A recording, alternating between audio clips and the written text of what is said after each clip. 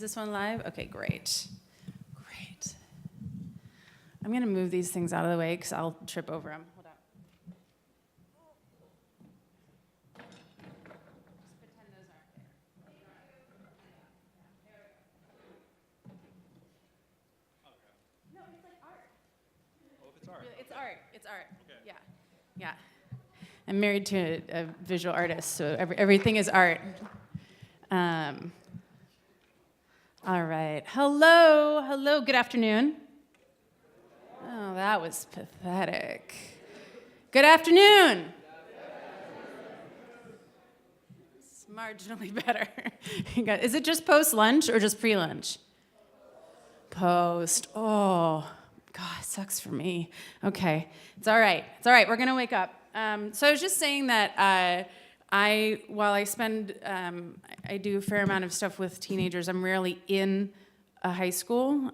So this is, it's just weird. It's just weird to walk in and I'm like, hey, all high schools kind of smell the same. Like, I don't know what that is, but you walk in, you're like, high school.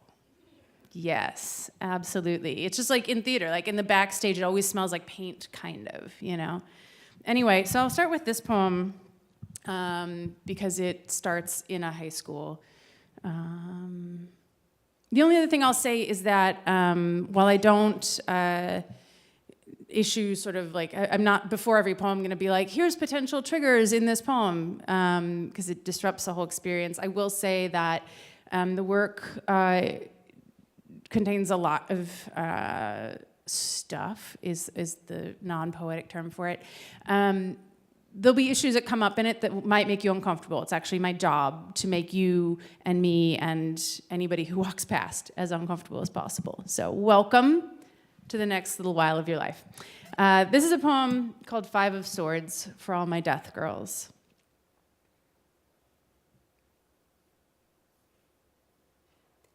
Becky's in the second stall practicing with a plastic razor.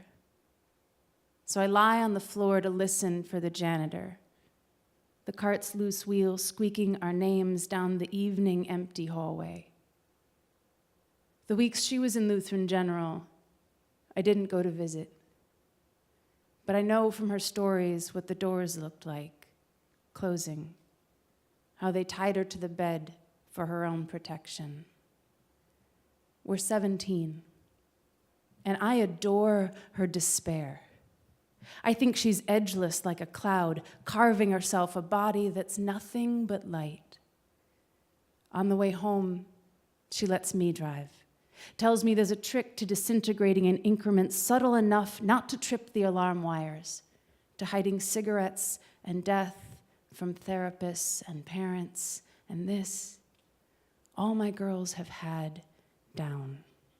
How to go and go until the night is too fragile or grimy, and then the fanfare, the wild dive from the spire, the water tower, the clock yanking its hands back, how to dangle from the spotlight once everybody's watching.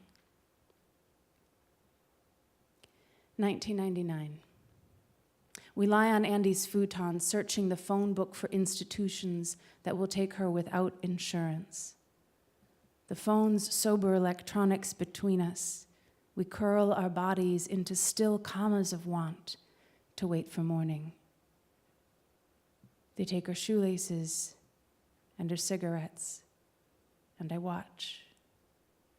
They give her forms and more forms, and I watch.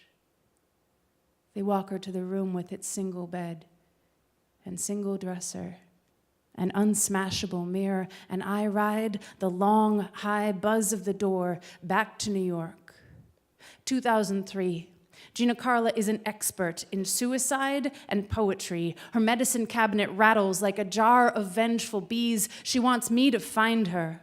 All our idols are martyrs, not one of them a saint. Her hair falls like a cabernet all the way to her waist, and how she needs me. My simple body becomes bread in her mouth. I'm whiskey. An obliteration who'll get up in the morning to call the hospital and make coffee. Oh, my pretty ones, in love with the beast of disappearing, There are many ways to give birth. Not one is without pain. There are almost as many ways to die as there are to love. Tonight, I drink to you who chose to keep going, who moved through my body like a chemical I could not keep. The night stands outside like a hungry dog on an old chain, the scent of lilies rising from the half-moons of his teeth. Go ahead. Tuck your babies into bed, and lovers' hair behind their soft ears, as if there is nothing left to fear.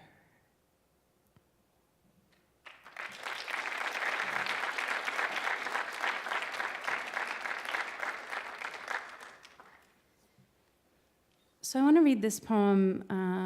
Where did it go? I don't read it very often. One of the things that I recognize when I look back through my work and just look back over this many times revised life, one of the main questions that I talk to people a lot is what's saved your life all along, because there's always something that's saving us, and despite having come up in like an amazing and loving family, I will say that probably the thing that has saved me over and over again are my chosen family, are the friends and the people that I've been fortunate and surrounded by. And one of the early ways in which that was set up for me was this church youth group that I was part of in high school. It's possible that your principal was also part of that church youth group. Legitimately, yes. Dr. K and I have known each other since we were 7 years old. It's ridiculous. And I didn't bring, and I spared him. I was gonna bring pictures from like second and third grade or, prom, and I didn't. I know, you're welcome. All right, this is forgiveness for Ravel. So we had this amazing youth minister who just is a model that I still follow in terms of how to build community and be flawed and survive that. So this is for him. Remember the boy you said was only trying to get into my pants? I almost married him. But there was a girl at the bar with her back to me, and I couldn't breathe right. I had then so many hands, all aching toward a pale landing strip of skin beneath a dyed black bob. Is it possible you felt the same way about God, that God was a call more urgent than your mother's, that everyone you had been before fell out of your hands, rose off your body like water? The night that boy returned to say, finally, that he wanted only me, I was already gone, head full of the call of a furious girl whose hands would break me for any man for years, whose neck haunts me in all bars. You said, remember, God loves you, with the conviction I recognize now of a man who's known sin. When you came to the church where I was a girl spinning in her choir robe, I heard the congregation had expected a wife also to arrive. Small scandal. I don't remember your hands. I do remember the day I asked why you hadn't gotten married again, and you said you were waiting for me. And you laughed, and I did, but I saw the skin under it. You never said anything about sin, but when this new love arrived on my tongue, I stopped coming to visit. The boy got divorced. You died in the vestibule of the church on a Wednesday, my mother running from her classroom to shove her hands again and again against your chest. I didn't go to the funeral. I was far away, and we hadn't spoken in years, though I'd thought of you often, whenever I was struck still and wordless by some light falling like God across a woman's skin.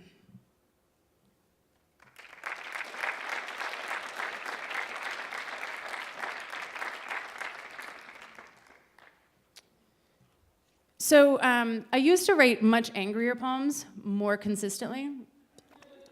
And then I got unangry for a while, or at least just not writing. And then I was like, oh, I can write about other things, and that's so much more fun.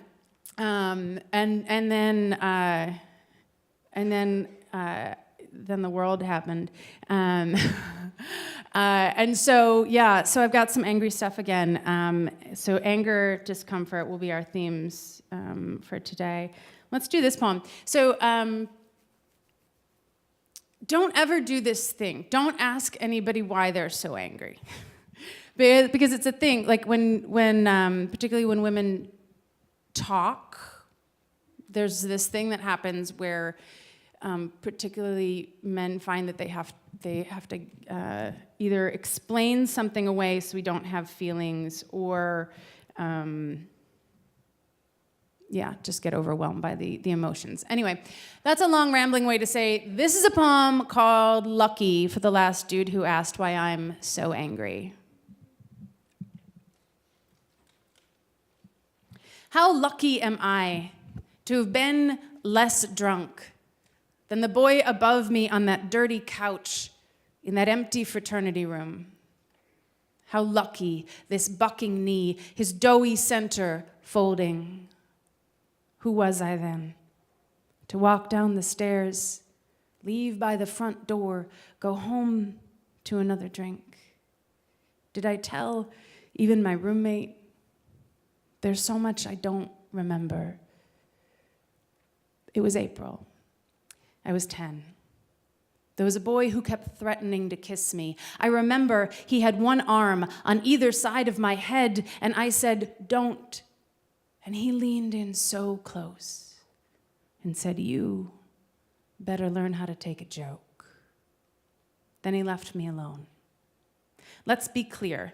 I wanted him to like me. Also, I was terrified. What I mean to say is toddlers in mascara, keg stands on emptied stomachs. When the letters started arriving from our neighbor, full of photocopied yearbook pages, long passages in Latin, drawings of nooses with directions, I would lie there, in this bed I had been a girl in, inventing things to say that might keep him from killing me. What astonishes me is not that I have survived, but that I have not come closer to dying. I know the distance between me and most doors. If you have noticed me across a room, I've already seen you looking. And I'm lucky. I'm the girl who got by unscathed, which is to say, unpenetrated. My love inherits a body that does not have to be solved. Lucky. My parents shut their phones off at night knowing I will not need to be saved. Lucky. My debt, my frantic laughter, my failed engagements, all my own. When the man trapped me in that Austin hotel room, I got out from underneath him by pretending I had to piss and making the bathroom a barricade. You're not smarter than me. Sometimes while making dinner or eggs, I put my hand right next to the flame. Sometimes I take the alley or the too late train. Fuck you for staring. What I mean to say is maybe somebody didn't raise you right. What I mean to say is I'm sure you're a really nice guy. I didn't mean what I said about your mother.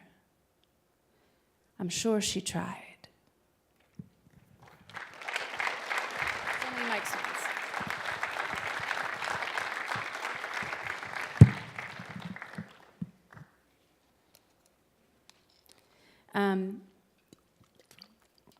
So while we're uncomfortable, let's just stay uncomfortable. One of the things that I think we need to get over ourselves about doing is having these hard conversations and being willing to make mistakes, right? So when I said, don't ask somebody why they're so angry, if that leads to a larger conversation, great. One of the things that I'm trying to dig into is to figure out what is my place in this larger race conversation. And for me, a big part of it is to try to decentralize and interrogate the idea of whiteness. and I can only really do that through my own experience. And I get it wrong a lot, and fortunately I have people who course correct me on that. But I wanted to do a couple of poems that are attempting to do that. So we'll start with this one. This is The Sacrament of Penance.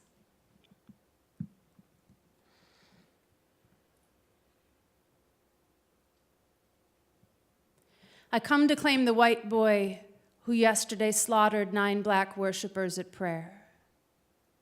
I claim him because to deny him is to deny the ways he and I are the same, deny the hideous lineage that dogs us and feeds us, gavel and spit, rope and bumper and chain. I claim him, but will not say his name.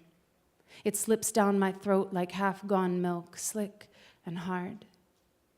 I come to claim the white father who gave his white boy a gun for turning 21. I claim him as my own dripping shadow, as my own burning sanctuary. I claim him with his wife. I put their names in a bucket and fill it with tar. I fill it with bleach. I fill it with salt and set it on fire. I put my name in there too, but always it comes back to me, covered in asphalt, covered in newsprint, covered in grief. I come to claim my gods, who are your God, who are all the winds that rise in arcing rage at what is taken, at what is taken, at what is never returned. I say wind, but I mean gale. I say gale, but I mean storm. I say storm, but I mean blood squall. I mean what is brewing will boil. It will bitter. It will burn and burn. And these white tears, kerosene on the blaze.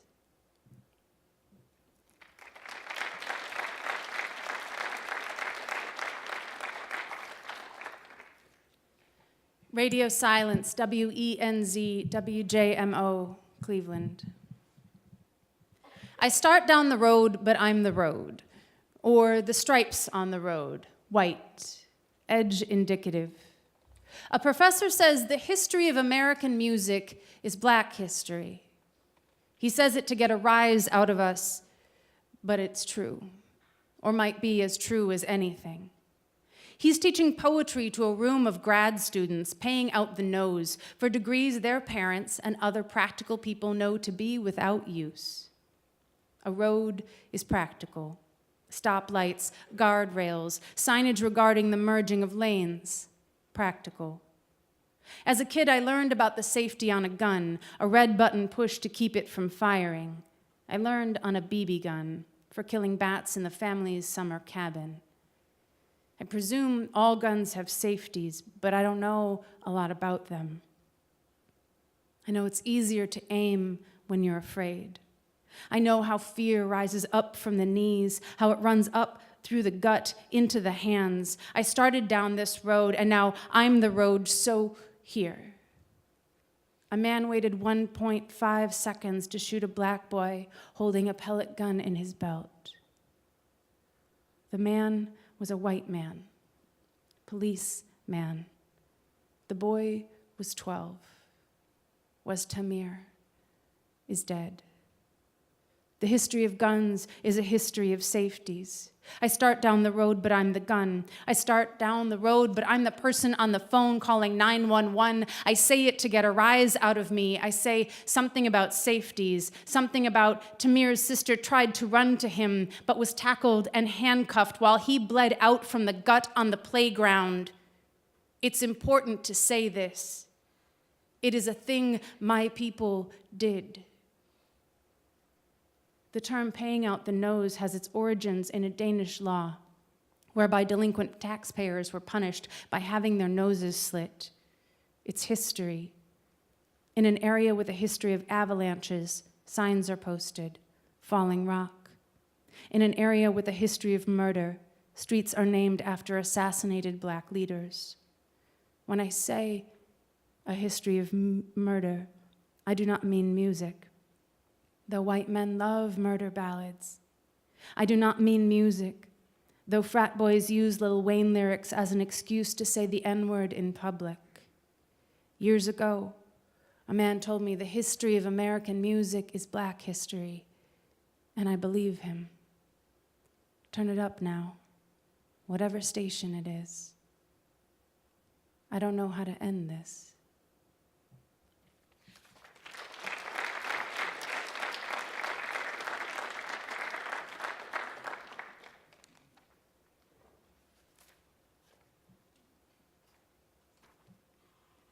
Every day I become the horizon, don't you? The way the sky eats itself in fire or fog, I want to fold down into a nothing you can't forget. Smoke in the air long after the fire's gone, molecules next to molecules. We're neighbors, you and I. You and the wind, me and the horizon, where it bends into an envelope. I've said this before. Were you listening? The thickness of the air affects how well sound travels. I don't hear very well around corners, though I can tell when a machine has been left on in a room from outside a closed door. I need you to hear this. I turned off the radio because I lost count of the dying. But if you are the sky, and I am the sky, and nothing but atoms between us, nothing but smoke or the memory of smoke, it's sent in pieces in the air. If distance is a myth and we are neighbors or the same creature with multiple faces breathing the common unspeakable air between us, I'm nothing without you. Don't say it's too late to try.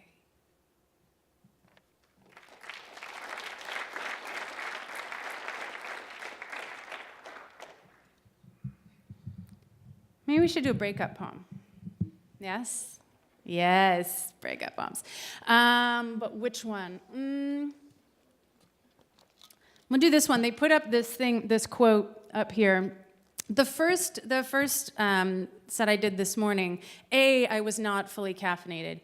B, they let me go on and on of telling this story about how I wrote this poem in the voice of Frida Kahlo speaking to me, and how it got picked up on the internet, and now everybody thinks that it's Frida Kahlo's poem, and they think this line, which is that line, is by Frida Kahlo, which is why there's this lovely thing with the correct attribution there. And I went on and on about it, and I was talking about how it's on Instagram and Tumblr and all that. The whole time I did not know the quote was right behind me, and that was terrible and embarrassing. And I'm going to do the poem for you now. It wasn't that terrible. Worse things have happened. It was embarrassing, though. So this is, do you know, who knows what a persona poem is? There's like half a hand. Okay, good. I'm the only person in the room who knows. A persona poem, I like being the smartest person for just a second. Persona poem is just it's just a poem that is written in the voice of somebody other than the poet themselves. So I have a few of these. Maybe I'll do another one in a minute. But this one is in the voice of Frida Kahlo speaking to me. Leaving is not enough. You must stay gone. Train your heart like a dog. Change the locks even on the house he's never visited. You lucky, lucky girl. You have an apartment just your size, a bathtub full of tea, a heart the size of Arizona, but not nearly so arid. Don't wish away your crack past, your crooked toes. Your problems are papier-mâché puppets you made or bought at the market because the vendor was so compelling you just had to have them. You had to have him. And you did. And now you pull down the bridge between your houses. You make him call before he visits. You take a lover for granted. You take a lover who looks at you like maybe you are magic. Make the first bottle you consume in this place a relic. Place it on whatever altar you fashion with a knife and 5 cranberries. Don't lose too much weight. Stupid girls are always trying to disappear as revenge. And you are not stupid. You loved a man with more hands than a parade of beggars, and here you stand, heart like a four-poster bed, heart like a canvas, heart leaking something so strong they can smell it in the street.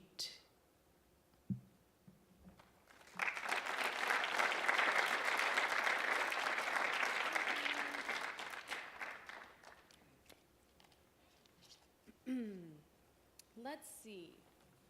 What should we do now?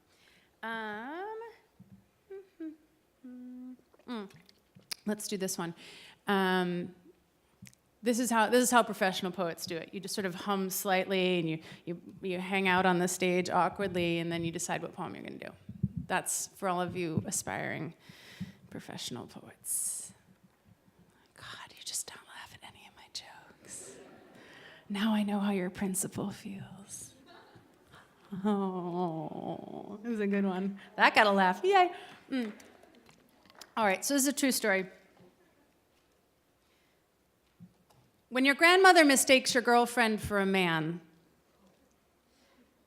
do not rise up over the dinner table like a sequin tornado or burning flag. It is Christmas. And though the forks curl their tines into tiny silver fists, and the frost-rimmed windows blink in embarrassment, focus on your love as she clears her throat extra low. Passes the salt to your grandmother, who thanks the young man with the strange haircut and delicate hands. This is no time for declarations, and no one's seemed to notice, though the milk's gone solid in the pitcher, and your father is suddenly fascinated by the unmoving air in the other room. Your mouths do not move except to chew. This is family. This is holiday. There are no affairs, no addictions. Your family crest reads in embroidered translation, the less said, the better. Though your father did offer once to pay for your therapy, back when no one you knew was in therapy, and there was no way you were going to talk to a stranger about things you'd never say to your mother, even drunk, even on Easter. So to say something now about what might be a mistake, or just the easiest way to explain a faux hawk, would be bringing sand to the bank, unprofitable and a little bit insane. You study your lover's chin. The tweezers wince under the sink.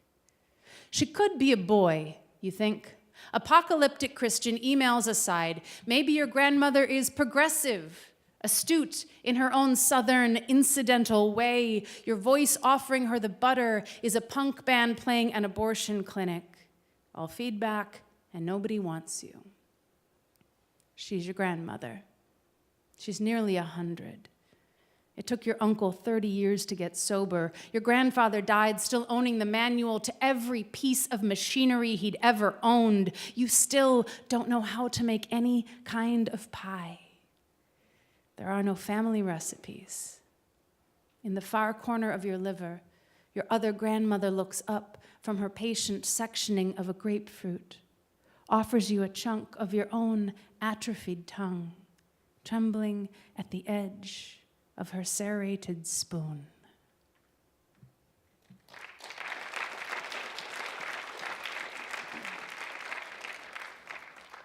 I keep checking the time because I timed my last set really badly. And so, so I keep checking it, but I think we're good. I'm gonna do one more poem, and then you can ask questions. And if you don't ask questions, then I will do more poems. That is both a promise and a threat, depending on how you feel about poems. All right. Praise the miracle body, the odd and undeniable mechanics of hand, 100-bone foot, perfect stretch of tendon. Tell me there are no gods then, no master plan for this anatomy with its mobile and evident spark. Someone says children of light, and another goddess fragment, and another chosen. A dozen makers, myriad paths, one goal. Some scalpel, some chisel, Some crazed sentimental engineer giving rib, giving eyelash, giving gut and thumb, all mattering, all set down in a going world, vulnerable and divine. In the beginning was the Word. Or, before time, there was a void until a voice said, I and was. Or, there was star and dust, explosion and animal, mineral, us. Praise the veins that river these wrists. Praise the prolapsed valve in a heart. Praise the scars marking a gallbladder absent. Praise the rasp and rattle of functioning lungs. Praise the pre-arthritic ache of elbows and ankles. Praise the lifeline sectioning a palm. Praise the photographic pads of fingertips. Praise the vulnerable dip at the base of a throat. Praise the muscles surfacing on an abdomen. Praise these arms that carry babies and anthologies.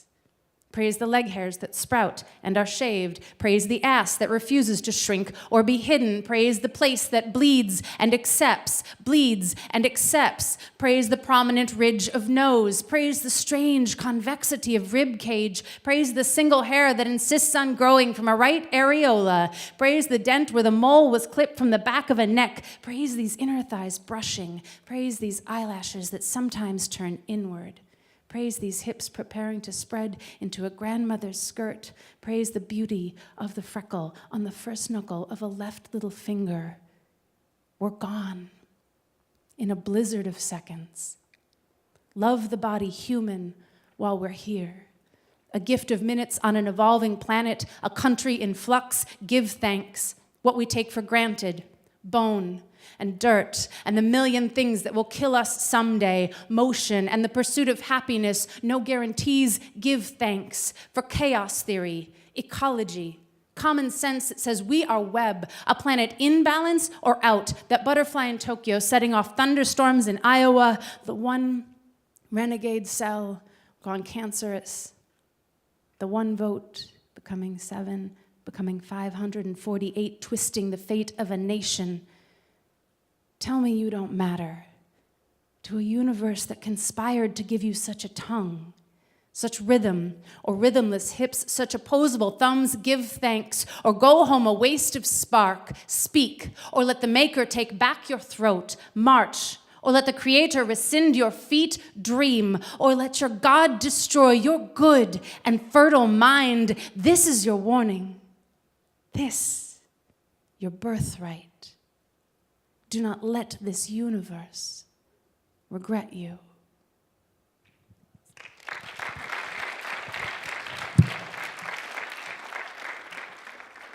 Okay, questions? Any questions? Yes, all the way in the back. Oh, thank you. I do have books. I have one book that can be acquired via the interwebs, then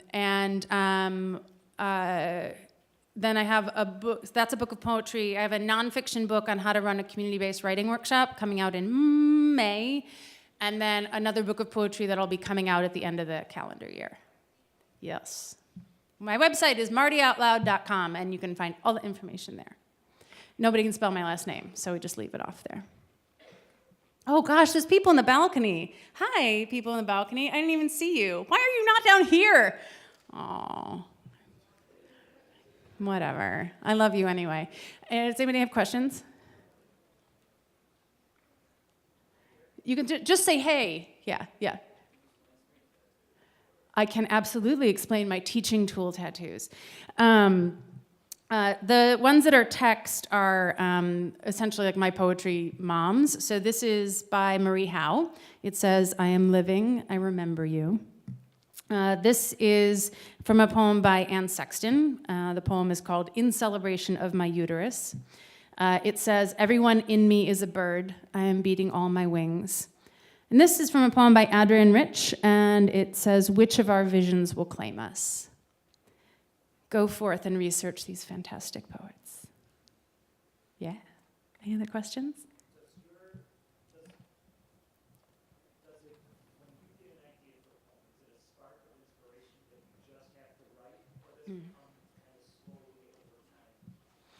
It depends. The question was around how the poem comes about, if it's like a spark or whether it comes slowly over time. I tend to write in series, so I get like a notion and like dig into that. So I'm like, okay, I need to like interrogate whiteness, right? So then I'm like digging into different aspects of that.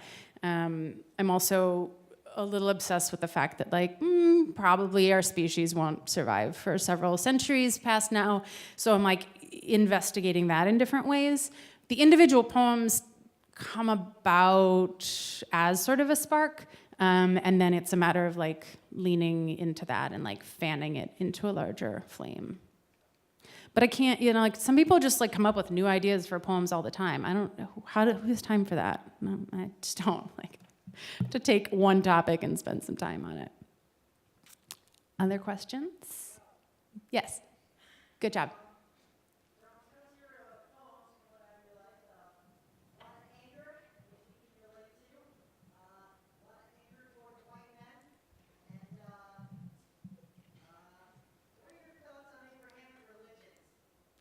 I have no idea how to answer that.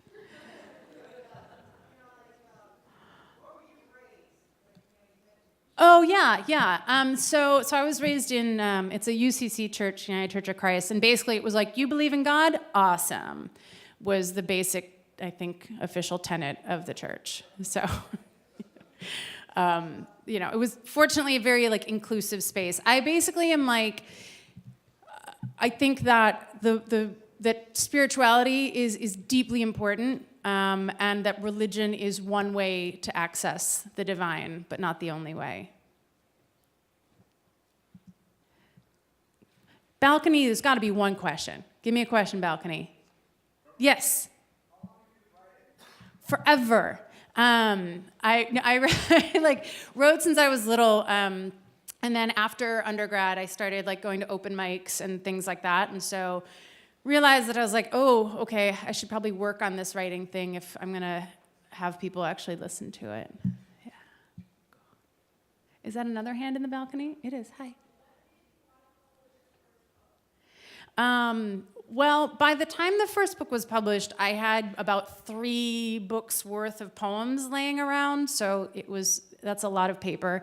And I mean, honestly, it was, the first book has 2 major threads, and one is some untold family stories that really needed to surface, and the other is really digging into various aspects of queerness, my own and it sort of writ large, and so those felt like really pressing to put out into the world. Yeah, thanks. Yes. Really just yell, yes. Themes. I mean, I would say that that my work is very bodied. Like there's, I actually have to go through sometimes and be like, too many body parts. Like just take it out of there. So that's a major thing. And there's a lot of bathtubs because I write in the bathtub a lot. So I'm like, oh God, wine glasses and bathtubs. Like I have to strike those entirely. Yeah.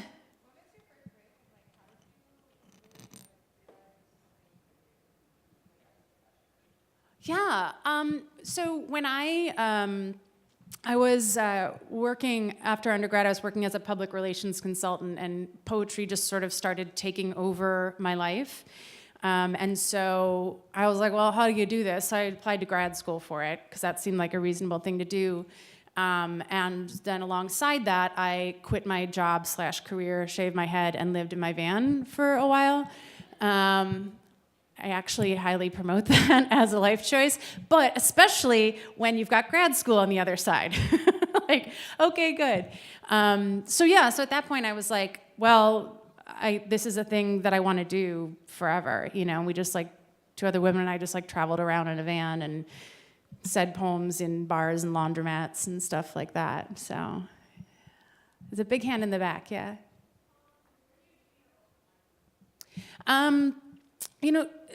In various places. I'm not as good about going to open mics anymore because I'm just not. But there's various places around Chicago that I will go to. but most of them are bars. And yeah, aside from that, it's really more like I spend more time sort of in small circles of other poets, just sort of like sharing out and doing criticism and that sort of stuff. Sort of a non-answer, sorry. Yes. Yes. When what? How hyped did I get? I was very hyped.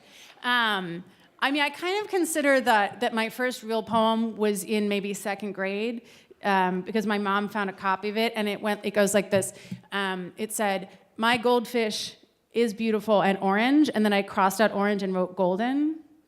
So I figured that was like my first revision, and I remember being pretty hyped about it because I was 7. I was sort of hyped about everything, yeah.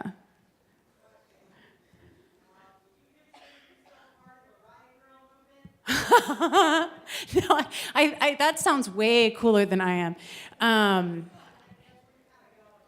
Is it?